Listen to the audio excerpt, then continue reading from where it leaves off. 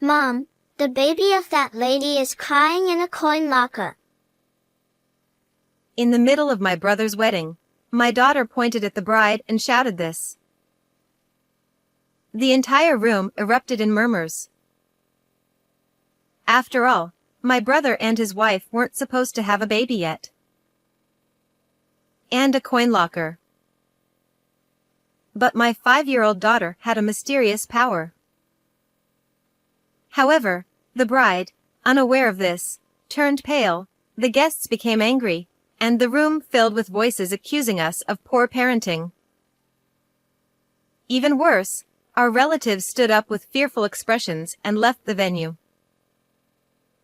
Thus, my daughter caused the wedding to descend into chaos. But soon after, a more terrifying truth came to light. I got married at 25 and gave birth at 27. My husband said, "She looks just like Nancy. She's so cute." He hugged our newborn daughter, Emma, in the delivery room. Now she's 5. We noticed she had a strange ability when she was about 3.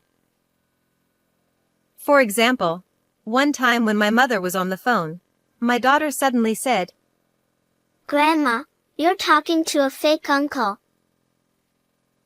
Uncle referred to my brother.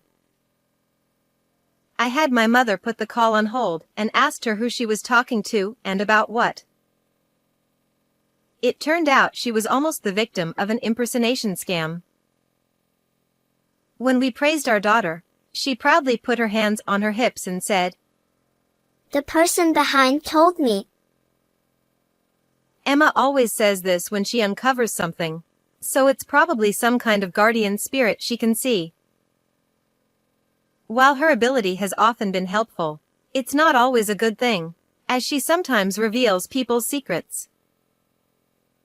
Once, she even ruined a surprise party by spilling the secret to the person it was for. Emma is only 5, so she doesn't understand how to judge these things. That's why we've taught her not to mention what the person behind tells her in front of anyone outside the family. My brother John is someone Emma adores, and we have always been close. When he announced his wedding, my family was overjoyed.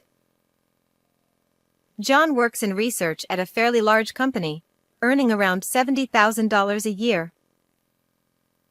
However, since he hadn't been involved with any women until his late 30s, both he and our family had almost given up on the idea of him getting married. I've loved my gentle brother since we were little, and I always wished someone would eventually see his good qualities. What can you do? I guess John is just the type who remains a good guy but never more. I thought, trying to make peace with the situation. But when a woman finally agreed to marry him, our whole family welcomed her with open arms. The woman, Amy, is 34, for years younger than my brother, and apparently, she was the one who asked him out. We started dating about 6 months ago, and recently, she was the one who proposed to me. He told us this shyly, looking so happy that it made our family happy too. On the day John brought her over to introduce her as his fiancée, of course, I came along with my daughter. Nice to meet you. I'm Amy. Thank you for having me. As she bowed her head in greeting, Emma murmured happily, The baby is coming too.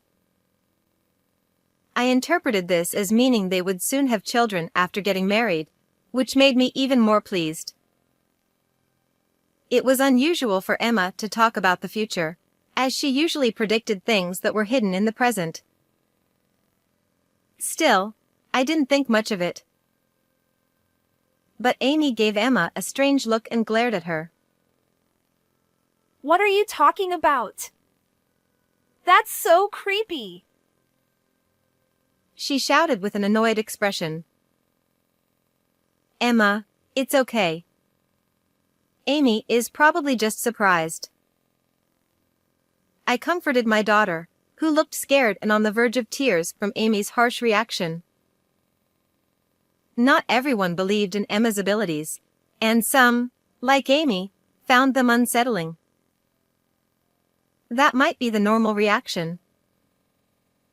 But since she was the woman my brother had chosen, I believed she would eventually understand.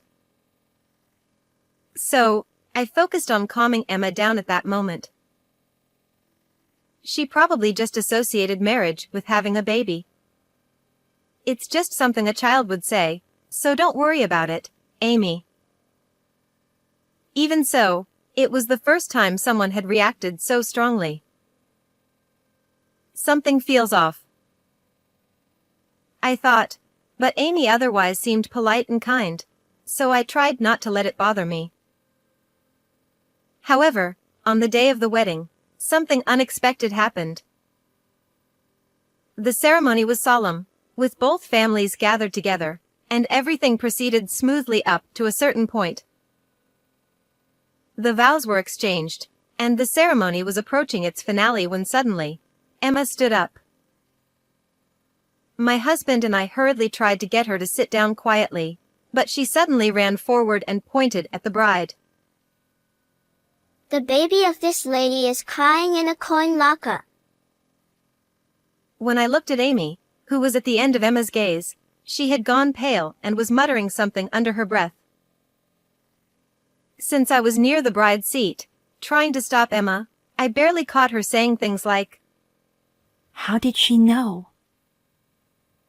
and, What the hell is that, kid? seeing her panicked reaction, I realized that Emma had hit the mark. But only a few of us, including myself, understood this. Amy quickly raised her head and glared at Emma. Stop saying nonsense. What baby? Just because you're a child doesn't mean you can ruin my wedding. The bride's outburst seemed to convince her relatives to side with her.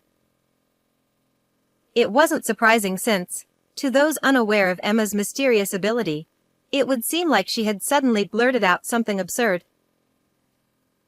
However, hearing murmurs like, "What terrible manners!" from the bride's side made my chest tighten with pain. But she's telling the truth. And as I looked around, I noticed that our relatives also had terrifying expressions, which only made me shrink back even more. But unlike me, who felt pathetic, Emma bravely stood tall, her head held high. The baby is crying for help. It's in a coin locker at a nearby department store. Someone, please go help. My little daughter desperately repeated her words, undeterred by the cold stares from the adults around her. And the moment they heard this, our relatives, still wearing those stern expressions, stood up, ready to follow Emma's words. Saying that saving the baby's life was the top priority, they began to leave the venue one by one. Despite our efforts to keep her quiet, our young Emma had sometimes let slip information about the person behind her. This is why our relatives knew about her ability. They often watched over her, joking that there was no risk of being deceived as long as Emma was around. So at that moment, they must have immediately believed her plea. Now that I think about it, when they had those terrifying expressions, they seemed to be glaring at the bride. My husband, saying he would go with them, left Emma in my care and followed our relatives out. Less than an hour later, I received a call from my husband and was able to hear about the situation. It seems that thanks to Emma's words and the collective effort of our relatives, the baby was found. However, it couldn't be said that the baby was safe. There was a lot of commotion at the scene, and according to my husband, the baby looked as though it had just been born. The baby appeared limp, and it was immediately clear that its condition was critical, so they quickly called an ambulance. Why would Amy do something like this? No matter what the circumstances, This is unforgivable. As anger welled up inside me, I asked my husband to get help from the people around him for a few specific tasks. I also made a call to a certain place. After taking care of everything I needed to do, I left Emma with my mother, who was with me, and headed to the waiting room where my brother and Amy were. My brother was in the waiting room, trying to get an explanation from her. However, since there was no solid evidence yet, I didn't expect Amy to easily admit to anything. My brother likely wanted to believe in his fiancée, so he probably wasn't able to push her too hard and was just trying to keep her there. That's why I knew I had to go to them after hearing what my husband had told me. When I entered the waiting room, Amy was completely frustrated. Not only had the ceremony been interrupted, but in the chaos, the scheduled time for the wedding had passed, and it could no longer be resumed. Amy snapped. There's a set time we can use the chapel. You know that, right? That time has already passed. Why would John's relatives take a kid's words so seriously? To her, it must have felt like her special day had been utterly ruined. Not only that, but the start of the reception had also been delayed, and all the guests, except for our relatives, were kept waiting. Amy continued. That brat is totally unacceptable. She keeps saying creepy things. What is she? Some kind of curse? I swear, I want to dump her in a mountain. Emma was a beloved niece to my brother, who was doing his best to calm Amy down. However, when she spoke about his niece like that, he couldn't help but frown. John, you should call off the wedding, I told my brother, trying to keep the fury boiling inside me from showing in my voice. I said it as calmly as I could. Amy turned her bloodshot eyes toward me, glaring, but John remained composed as if he'd anticipated my suggestion. He sighed quietly. So what Emma said was right after all. I was hoping she'd be wrong this time. Though he only managed a slight, bitter smile, I could tell his heart was sinking in sadness. Amy then rounded on me, her face twisted in rage. What the hell do you think you're doing? Accusing me without any proof, ruining the wedding, and now you want to call it off.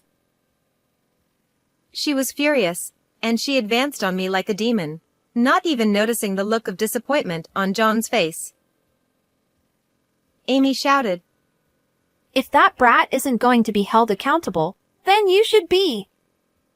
Pay up for damages, or better yet, I'll sue you for defamation and make you pay a hefty settlement. Amy's loud voice echoed through the room, and I had to resist the urge to cover my ears. So you said there's no proof, huh? But Emma was right, wasn't she? A baby was actually found. Do you understand what that means? Amy scoffed. And so what? Some random kid was found somewhere. What does that have to do with me? It has everything to do with you. A DNA test will easily reveal who the mother is, and when it does, it'll be undeniable proof that you have a secret child. There's no way out of this. As soon as I said that, it occurred to me that there was a small possibility that the baby might not be her secret child. John, I don't think so, but is there any chance that baby is yours? I asked just to be sure, although it seemed impossible since they'd only been dating for 6 months. John replied firmly, Absolutely not.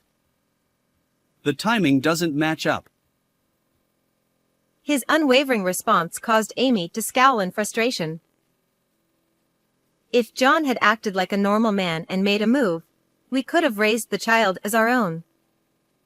But now, it's all ruined because you're so slow. Her absurd attempt to shift the blame made me sigh deeply in exasperation. So, who is the father? Amy hesitated before replying. It's a child from a previous boyfriend, but I don't know which one. Her answer left both my brother and me speechless. That meant there were multiple possible fathers, which was shocking.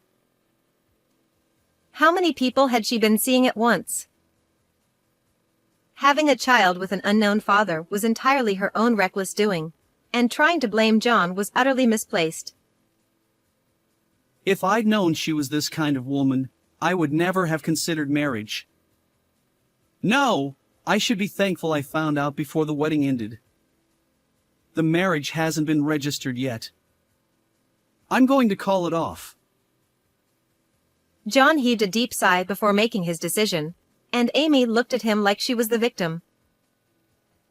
Amy then whined, I specifically chose the guy with the most money. What about my future plans? How are you going to fix this? During the formal meeting, she had declared how much she loved John more than anyone else. But hearing her lament now made it clear that was a complete lie. She was only trying to marry him for his high salary. Amy continued to rant. Getting pregnant ruined everything. I finally caught an elite, and now to find out I'm carrying someone else's baby? This is just bad luck. According to the story she confessed to, playing the role of the tragic heroine, Amy realized she was pregnant quite late. It was a combination of factors. She had irregular periods, experienced very mild morning sickness, and her belly didn't show much. All of these things contributed to her delayed awareness. Amy had tried to pretend the pregnancy didn't exist, but by the time she visited an obstetrician, she had already passed 22 weeks, which was too late for that option. So, she decided to hide the pregnancy from everyone, including my brother, give birth in secret, and then abandon the baby. Since her belly didn't show much, she took advantage of that by wearing loose-fitting clothes to hide her figure. She also blamed her limited physical movement on general health issues. No one suspected that she was pregnant, so they didn't question her behavior. Amy complained, John's desire to have the wedding around this time was just bad luck for me. But if I objected without a reason, it would have seemed suspicious. What concerned her most during the wedding preparations was whether the waistline of her dress would fit on the day of the ceremony. With her due date so close, she couldn't predict whether she'd give birth before or after the wedding. Well, usually, people avoid scheduling weddings in the final month of pregnancy. Amy responded, Exactly. But how could I possibly say I was pregnant? So, I had no choice but to pick a dress that could accommodate any changes in my size. As she spoke, she showed off her wedding dress with an adjustable waistline. My husband added, So, the story about gaining weight but planning to diet because your size might change was a lie too. And so was the business trip excuse. According to my brother, Amy claimed she had an urgent overseas business trip from the previous week until the morning of the wedding, which is why they hadn't seen each other. But she was probably in the hospital for the birth, not abroad. Amy said, I was so nervous that the baby might be born right in the middle of the ceremony. Her priorities were completely misplaced as she casually mentioned that the baby was born just a week before the wedding and that she had been discharged from the hospital only the day before. Amy laughed and said, I wanted to get rid of the baby as quickly as possible, so I didn't even bring it home. I went straight from the locker to the wedding venue. Just barely made it in time. Her casual attitude was shocking. Amy continued. But I left the baby in a locker where lots of people pass by. Someone would have heard it crying and taken care of it. The area has good air conditioning, so it's fine. By saying it's fine, she was trying to claim that she hadn't done anything dangerous. What are you talking about? Did you really think everything would work out that smoothly? In reality, the baby's cries were mostly drowned out by the noise in the department store. Even those who heard the cries assumed it was just someone else's child. If Emma hadn't insisted on searching for the baby, it might have been in serious danger, as evidenced by the fact that it was rushed to the hospital by ambulance. Abandoning a newborn like that is beyond unacceptable. Even if you couldn't raise the child, you should have at least taken it to a facility. Amy shrugged and said, What else could I have done? The baby was born just before the wedding. I was in a rush, so it couldn't be helped. Her lack of remorse was infuriating. My brother was just as stunned, realizing what kind of person he had almost married. Let me make this clear. What you did could lead to criminal charges.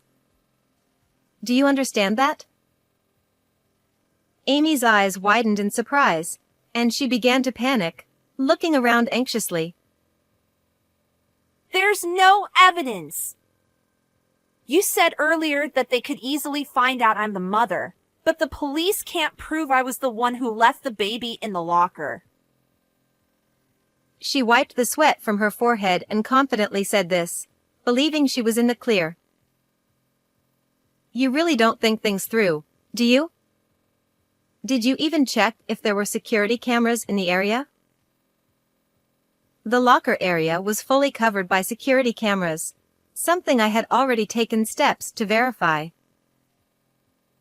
After hearing about the baby's discovery, I asked my husband to request the store staff to review the footage. I had also reported the incident to the police, so they were likely checking the footage as well. Additionally, I had sent my husband a photo of John and Amy together.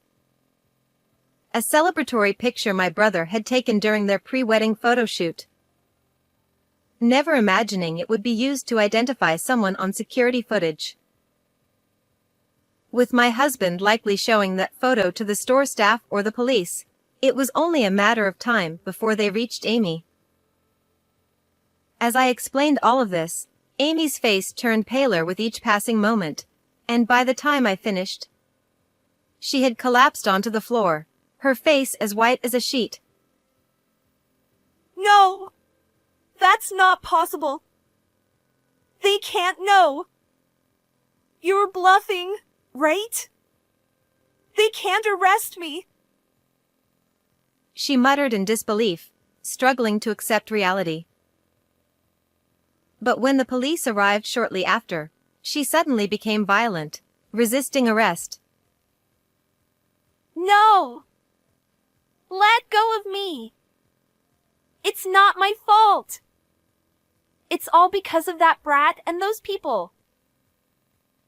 My brother, his face blank with shock, watched her struggle, the extent of his devastation clear to see. I turned back to Amy. You mentioned that you haven't officially registered the marriage, right? Legally, you're still just his fiancée, not his wife.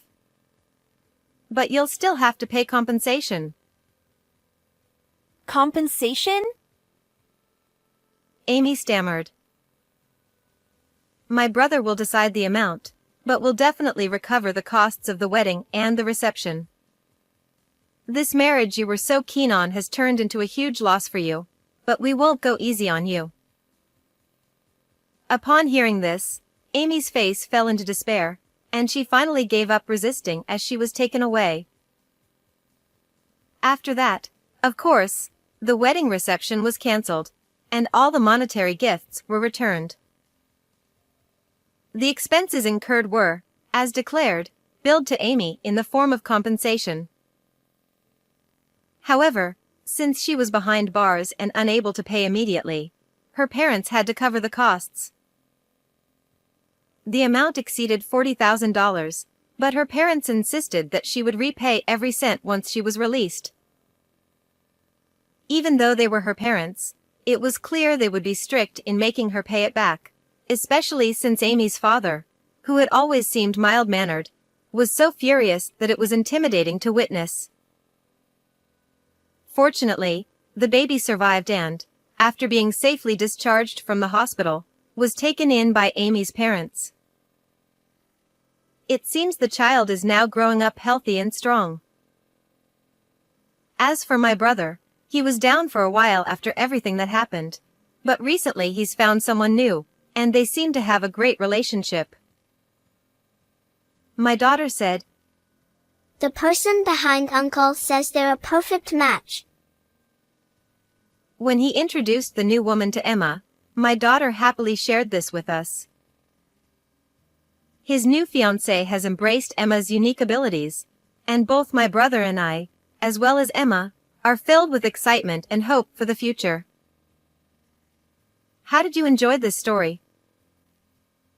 Please don't forget to subscribe to the channel. I'll see you in the next video.